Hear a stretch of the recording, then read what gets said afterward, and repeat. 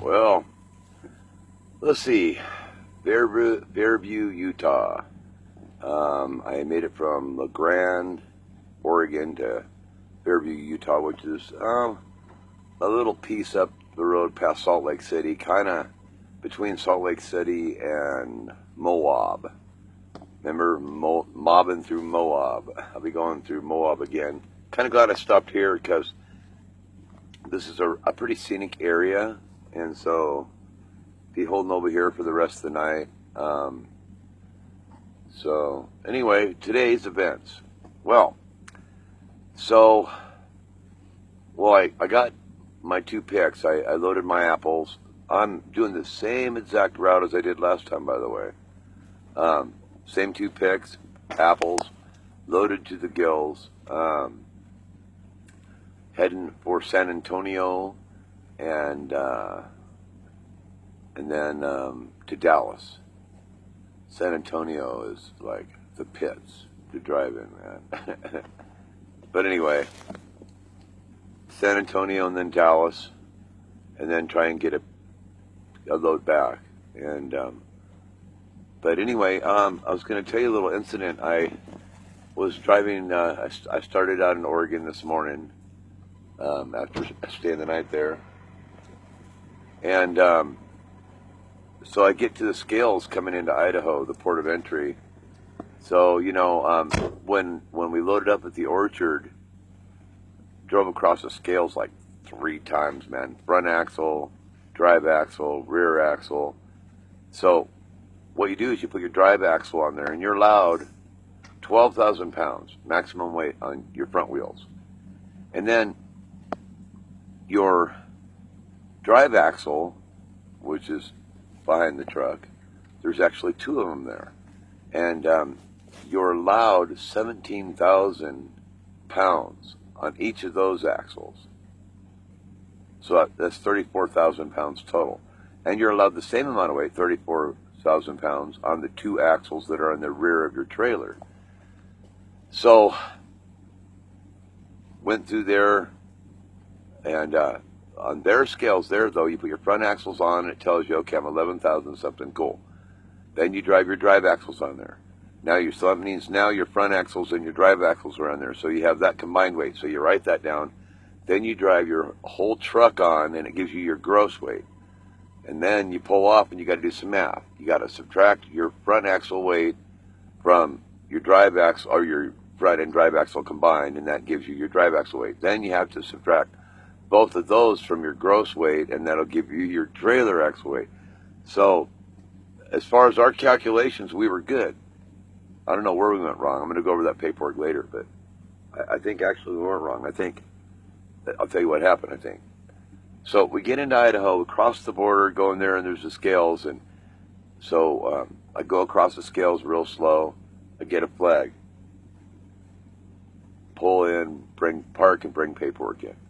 I'm like, oh shit. So I walk in, and he's like, how you doing? I go, I don't know. Here we go again. Now, I'm thinking. He goes, oh, you're fine. You're a couple thousand pounds heavy on your trailer axle. And I'm like, really? I was thinking, maybe I could have made a miscalculation by 2,000 pounds. That's a lot of miscalculation. I'm like, really? And I said, well, look. And I pull out the worksheet that I did my calculations on, and isn't this the way I do it? I do this and this and this math. And he's like, yeah, that's correct. And he goes, well, what scales did you use? And I said, oh, I went to, when we got our load, there's scales right outside the cold storage place in the orchards. He goes, oh, well, those scales, they've been known to be hundreds of pounds off, because they don't want to spend the money to get them certified, get them inspected and certified. So they've been known to be off. They'll give you a rough ballpark figure, but don't trust them. If you want to be sure, go to the CAT scales that are at the truck stops and stuff. They're all certified. They're inspected just like our scales are. And at least then, if you have certified scale readings, you kind of have a viable defense, It's like, I can't lift the truck and weigh it. I mean, I went across certified scales and it said I was good. Here's my paperwork, And he goes, I know it costs money. It's only like $11, but I mean, it's better than the violation, which increases your insurance and everything else. So, just a word to anybody that's a newbie like I am, that's going out there and start pulling loads. Spend $11. Look it up on your GPS. Find the nearest cat scales.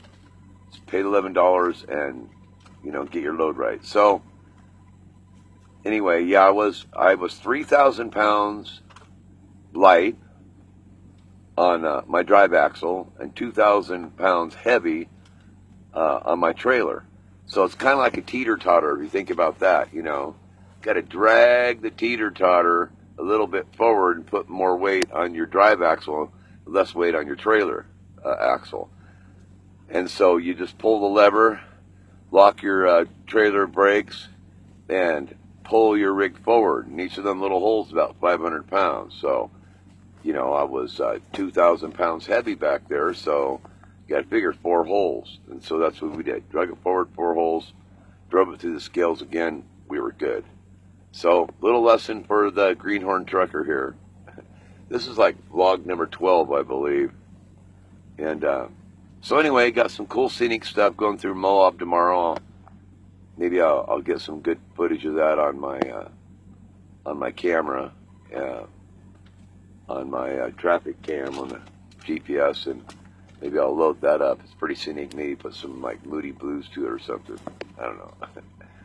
Anyway, I got a rider with me this time. Friend of mine. Say hi, bro. Hey. He's got his CDL through SWIFT, which stands for Sure wish I finished training. Sure wished I'd finished training. So he's out here to get some additional training, a little bit of road experience, and he volunteered to ride along. So it's kind of nice to have some company, and he'll be doing a little bit of driving tomorrow. Get out there on the flats. Anyway, so good night, y'all, and I'll see you tomorrow. I guess that's the only events I can think of, the scale thing, I mean, more mistakes, learned a little bit more. Good night, y'all.